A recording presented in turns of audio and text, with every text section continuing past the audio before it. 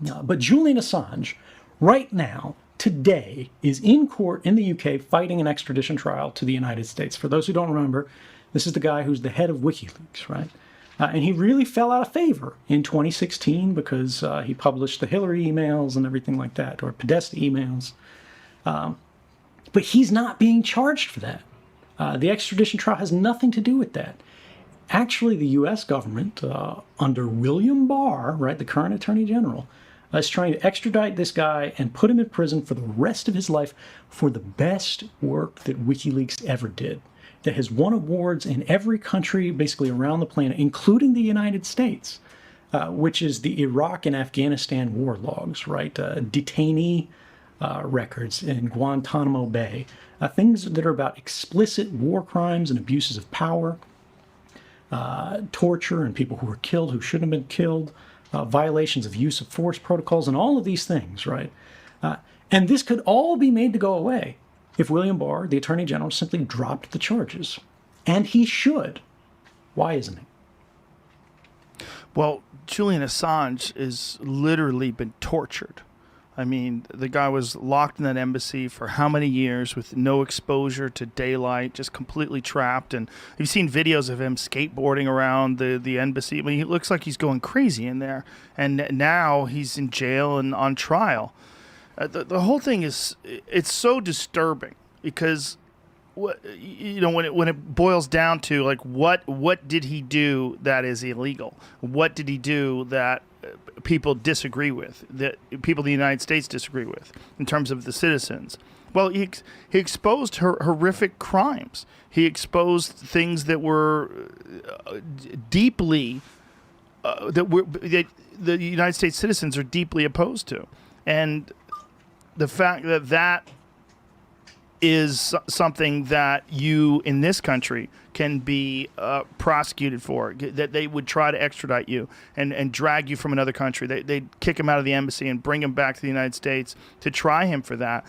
It seems like we're talking about some kangaroo court. It seems like we're talking about some dictatorship where, you have these no protection of freedom of speech, no protection under the First Amendment, no protection under the rights of the press. It's so disturbing that there are workarounds for our Constitution, our Bill of Rights that are that we all just agree to, just accept that this is happening. There's no riots in the streets for this. There's no one's up in arms that they're trying to extradite Julian Assange. No one. I mean, it's not in the news. Like, for whatever reason, the mainstream news has barely covered it over this his current court proceedings in the UK. Well, I think a lot of this comes down to the fact that they see Julian Assange, by this they, I mean a lot of the mainstream media, the broadcast outlets, as a partisan figure.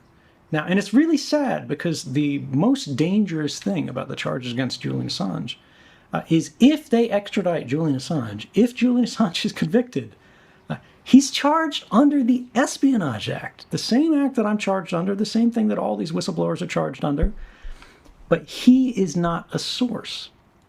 The way as abusive as these Espionage Act charges have run in the last 50 years is the government had sort of a quiet agreement. They never charge the press outlets. They never charge the New York Times. They never charge the Washington Post. They don't charge the journalists. They charge their sources. They charge the Chelsea Mannings, right? They charge the Edward Snowdens. They charge the Thomas Drakes, the Daniel Ellsbergs. But the press, they're left alone. They are breaking that agreement with the Julian Assange case.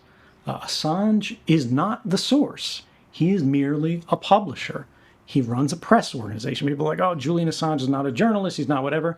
There is no way you can make that argument in court in a way that will be defensible, particularly given what we've talked about with the government and how careful they are to avoid prior court precedents and to work around it and create, obscure legal theories that are legal fictions. Everyone knows they're a lie. Everyone knows these theories are false. But under the law, they bend just enough that they can pass the argument through and get the conviction they want. You cannot convict Julian Assange, the chief editor and publisher of WikiLeaks, under the Espionage Act without exposing the New York Times, the Washington Post, CBS, ABC, NBC, CNN, Fox, whoever, to the same kind of charges under this president and every coming president. And I think people don't think about that.